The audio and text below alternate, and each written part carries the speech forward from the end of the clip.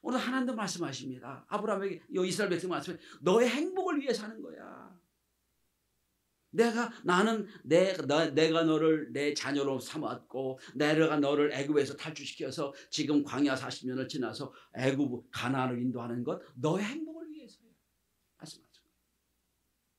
여러분, 지금도 우리에게 하나님 말씀하실 겁니다. 예, 정식교회 성도들아, 내가 너에게 명령한 건 나를 위해서가 아니라 너의 행복을 위해서다. 여러분, 이 분명한 믿음을 갖길 바랍니다. 우리 행복을 위해서. 자, 그렇다면 오늘 하나님이 지금 모세를 통하여 하나님이 이스라엘 백성들에게 5가지를 요구하세요. 그게 12절이에요. 5가지입니다. 하나님을 경외하라, 모든 도를 행하라, 하나님을 사랑하라, 하나님을 섬겨라, 그 명령과 규례를 지켜라. 5가지. 이거를 제가 3가지로 말씀을 드리려고 합니다. 우리의 행복을 위해 하나님이 요구하시는 게 뭘까? 마치 부모가 공부해라, 일찍 자라, 일찍 일어나라, 잘 먹고 잘 씹어라, 너 이렇게 살아라 하고 무수히 말했던 그 부모의 말처럼 하나님 우리에게 말씀하십니다. 너는 이렇게 해라. 그렇지? 여러분, 오늘 12절에 보면 하나님을 경외하라. 하나님을 경외하라. 여러분, 하나님을 경외하는 건 우리 행복의 필요 충족 조건이에요. 이게 완전히 돼야 돼요. 하나님을 경외하는 거. 여기 경외한다는 말이 히브리어로 야레란 단어입니다. 야레. 이 말은 두려움, 외경 이런 걸 얘기합니다. 두려움으로 섬기는 걸 얘기해요. 여러분, 하나님을 경외하는 기본적인 태도가 뭡니까? 하나님을 두려워하는 태도. 근데 이건 하나님이 워낙 큰 분이고 막 이 노하기를 자주 하는 분이라서 그런 두려움이 아니라 거룩한 두려움이에요.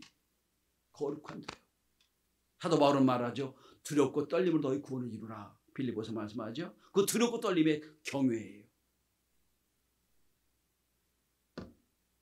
여러분, 경외는 그 분을 모르고 섬기면 두려움이에요. 모르고 섬기면 두려움. 속성을 모르고 무슨 이 우상 숭배하듯이 섬기면 두려움밖에 없어요.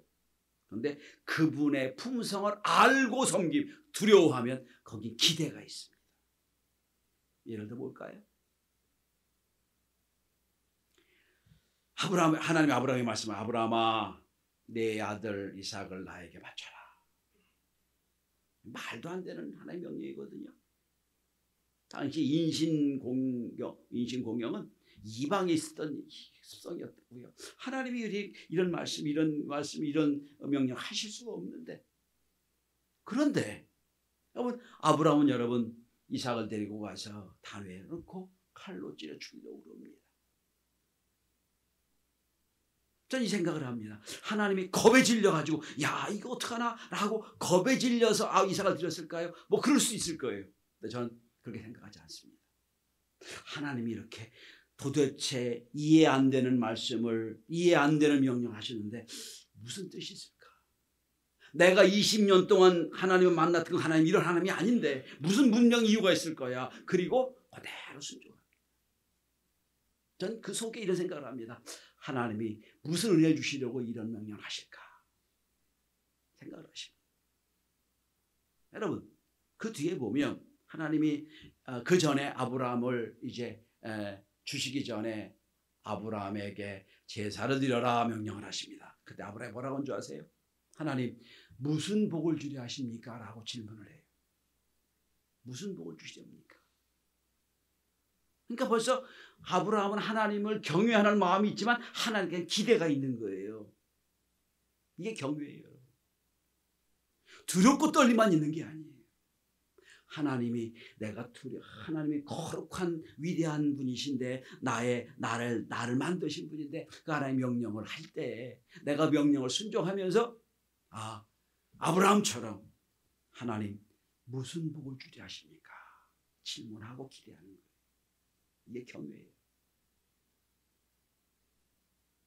하나님을 경외한다는 것은 예수전도단 총재인 조이 도이수는 말합니다. 하나님을 경외한다는 것은 하나님을 두려워하는 것은 아니다. 하나님을 더 가까이 느끼고 더 많이 사랑하는 것이다. 하나님을 경험하고 하나님의 뜻에 따라 순종하고 동행하는 삶이다라고 말합니다. 이 말에 전적으로 동의합니다. 그냥 무조건 두려워하는 게 아니에요.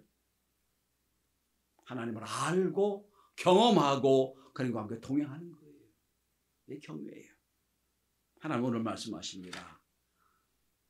12절에 보면 내 하나님 여호와를 경외하라. 두려움으로 거룩함으로 섬기라. 우리가 잘 아는 존 비비어 목사는 이런 말을 합니다. 인생의 가장 큰 보화 중에 하나는 하나님을 경외하고 믿는 일이다. 하나님을 경외함으로 하나님과 친밀해지고 은혜를 받고 하나님과 연합하게 된다. 하나님의 품성을 담게 된다. 이게 경외라는 거예요. 오늘은 교회력을 보면 왕국주일이에요. 다음 주부터는 이제 대림절, 예수 그리스도가 이 땅에 태어난 성탄절 중심으로 움직입니다. 교회력이. 오늘 사실 오늘 교회력이 올해 마지막이에요. 그러면서 제가 말씀을 드립니다.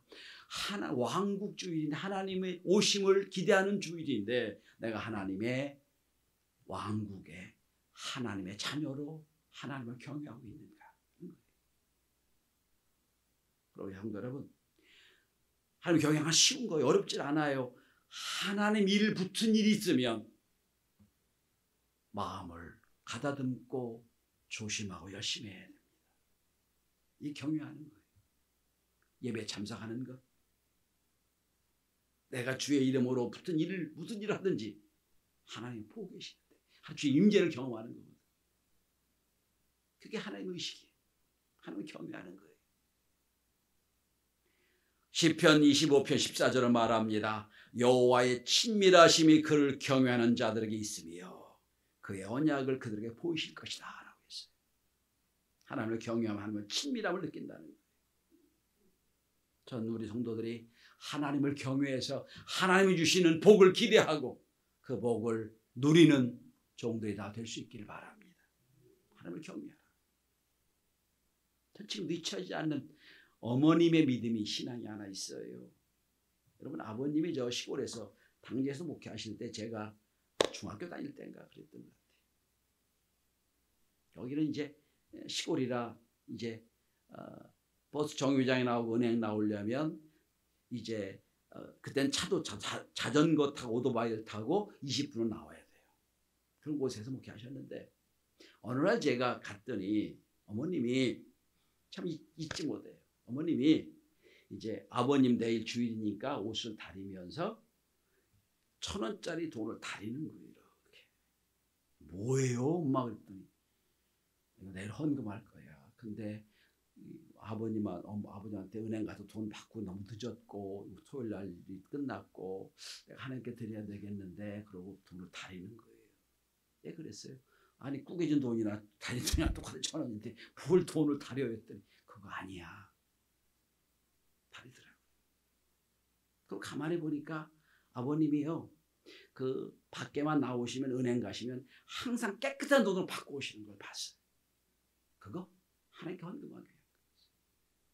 그때 이게 어머니 아버지 믿음이었구나 생각을 했어요. 그게 경외의 가장 작은 부분이에요. 자, 첫 번째 우리 행복을 위해 하신 말씀입니다. 하나님을 경외하라. 두 번째입니다. 자, 하나님의 말씀을 지켜라. 여러분 13절 다시 보시기 바랍니다.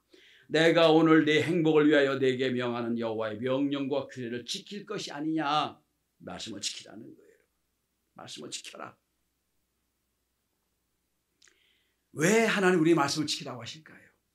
행복을 위해서인데 왜 지켜야 됩니까? 성경은 인생 사용 설명서이기 때문이에요. 가전제품을 사면 사용 설명서를 읽잖아요. 그죠? 안 읽으면 어떻게 될지 모르잖아요. 요즘 거는 다 읽어요. 이건 이렇게 버튼 누르고 버튼 2번 누르면 뭐하고 이렇게 하면 뭐하는 거 다 읽고 나서 우리가 사용하잖아요. 성경은 마찬가지예요. 우리 인생이 어떻게 죄를 졌고 어떻게 회복되고 어떻게 복을 받고 어떻게 하나님의 말씀이 있는가 쫙 설명하는 인생 사용 설명서예요.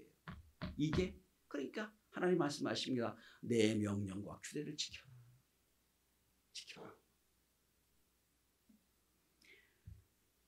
삼성전자 입사에서 애니콜, 파부, 지펠, 하우젠이라고 하는 그 상품을 출시하고 히트를 친 마케팅 분야의 성공 신화를 만든 삼성전자 상무를 지내고 숭실대 교수를 역임했던 분이 있습니다.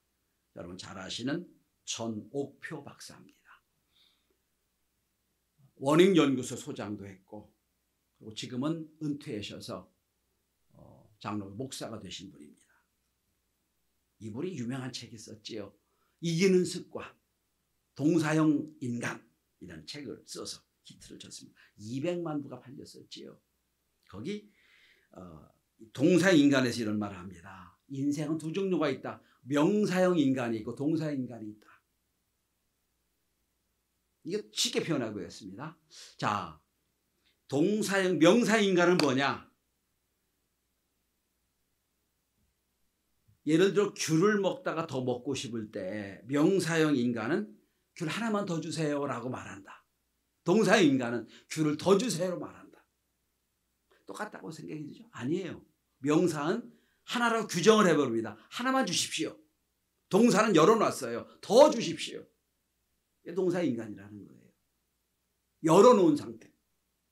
요것만 주세요 하지 마라. 더 주세요. 얼마 줄지 몰라. 더 주세요라고 열어놓은 인간이 있다. 그러면서 전옥표 목사는 말합니다. 인생에서 성공하는 사람들을 보니까 동사형 인간이었더라는 거예요. 열려있는 모습으로 일하는 사람들.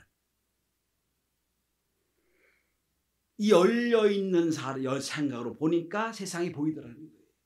그래서 내가 만든 게 하우젠이고 지펠이고 애니콜이었다는 거예요. 그런 생각합니다. 여러분 하나님의 말씀을 지킵니다. 아이고 내가 지키기 싫은데 억지로 지키는 거 아니에요.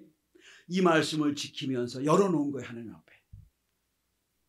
이 말씀 속에 무슨 의미가 있고 이 말씀을 통해 나에게 무슨 은혜를 주실까 열어놓은 상태에서 지키는 거예요. 동사형 인간으로 생각을 해요. 그러니까 요거 딱 지켜. 아이고 주의를 지켜야 돼. 요거 지켜. 이거 명사형 인간이에요. 그거 지키는 게 급급하고 어려워요. 열어놨어요. 한편 열어놨어요. 하나님 제가 온전한 예배를 드리겠고 온전한 주의를 지키겠습니다. 열어놓고 하나님 기다리는 거예요.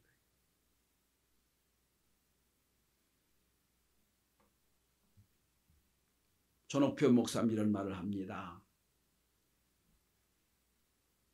말만 앞서지 말고 분명하고 거침없는 행동으로 생각하라. 능동적인 자세로 미래를 향해 움직여라. 어떤 사람은 어려움은 올 때마다 움츠러들지만 동사형 인간은 어려움을 당할 때마다 열어놓고 기다리고 있다. 전 여러분 오늘 본문의 12절에 명령과 규례를 지키는 것이 아니냐. 지켜라. 단지 지키는 게 아니라 여러분 이스라엘 백성이 바리새인들은 요거 딱 명사형 인간이었어요. 요것만 지키는 거 생각했어요. 지키는 거. 안식을 지켜라 그것만 생각했어요. 근데 주님은 열어놨죠. 안식을 누굴 위해 있는 거냐. 열어놨잖아요.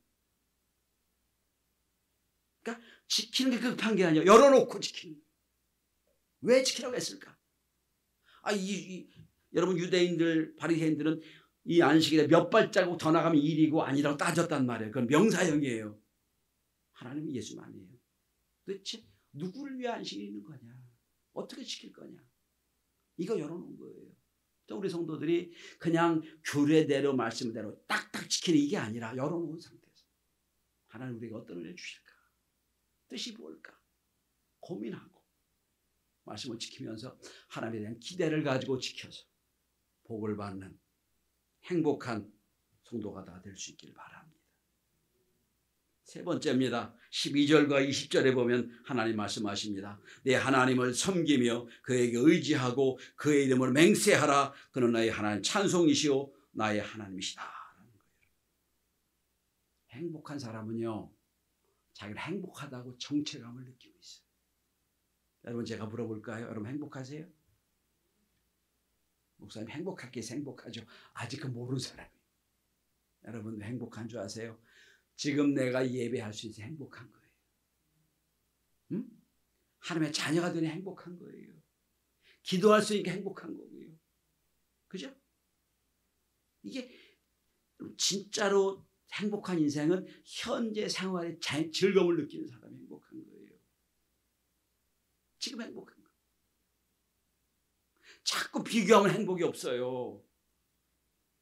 지금 이 자리에 아이고 내가 온 것도 건강하니까 왔고 은혜가 있으니까 왔고 예배 그 다음에 하나님이 주시니까 왔고 여기서 시작해야 돼요. 찰스 스리 유명한 선교사가 말합니다.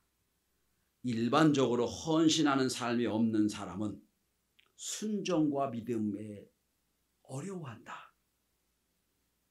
그런데 진짜 헌신하는 사람은 믿음과 순종이 즐거움이 된다 말했어요. 즐거움이 된다. 하나님을 섬기는 것. 여러분 하나님이 말씀하시면 여러분 다시 한번 20절 보시겠습니다. 여러분 하나님 말씀하십니다. 그의 이름으로 맹세하라. 맹세하지 말라고 그래 하나님 말씀하셨죠. 오늘 반대로 말하면 맹세하라. 내가 책임져 주겠다는 거예요. 내 이름으로 맹세하라. 책임져 줄게. 이게 그거거든요. 하나님을 섬겨봐라. 내가 맹세한다. 맹세하라 말씀하세요. 헬라 유명한 철학자 플라톤이 한참 그 유명한 명성을 떨치고 있을 때입니다. 아덴이라는 곳에서 어떤 제자 하나가 플라톤을 찾아와서 선생님 제가 제자가 되겠습니다 라고 고백했어요. 그동안에 저는 네노라는 철학자 선생님들을 만났는데 하나같이 배울 것이 없었습니다. 실망했습니다. 그래서 주님 제가 그래서 선생님 찾아왔습니다 라고 고백했어요. 이 말을 들은 플라톤이 아주 귀한 말을 합니다. 내가 너에게 묻겠다. 넌 지금까지 만났던 어느 스승도 사랑해 본 적이 있느냐? 없습니다. 사랑할 가치도 없어요. 그랬더니 플라톤은 말합니다. 스승을 존경하고 사랑할 수 없으면 너는 그 사람에게 어떤 지식과 지혜도 얻지 못할 것이다 라고 말했다고 그래요. 그리고 내쫓았어요.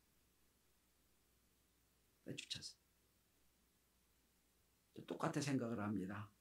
하나님을 사랑하는 마음이 있어야 나의 행복을 위해 주신 말씀이라고 믿어져야 지켜지고 하나님 나를 위해 주신 말씀이라고 깨달아질 때 내가 말씀에 순종해도 기쁨과 즐거움을 순종할 수 있는 겁니다. 말씀의 결론을 맺습니다. 여러분 다시 13절을 주목해 보십시오.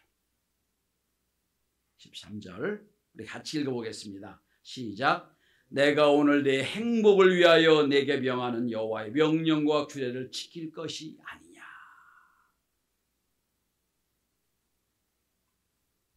요한복음 5장 42절에 보면 예수님께서는 완악한 유대인을 향하여 이렇게 딱 평가해 버리십니다. 너희 속에 하나님 사랑하는 것이 없음을 깨달았노라. 말씀이 옳고 그르고 잘하고 못하게 아니라 너희 속에 하나님의 사랑하는 마음이 없음을 내가 알아노라. 그리고 떠나세요. 우리 성도들이 마틴 세리만 교수의 말처럼 즐거운 신앙생활, 좋은 신앙생활, 의미 있는 신앙생활을 통해 천국 가는 길이 행복한 길이 될 수 있기를 바랍니다. 행복한 신앙생활 할 수 있게 되기를 주의 이름으로 축원합니다. 기도합니다.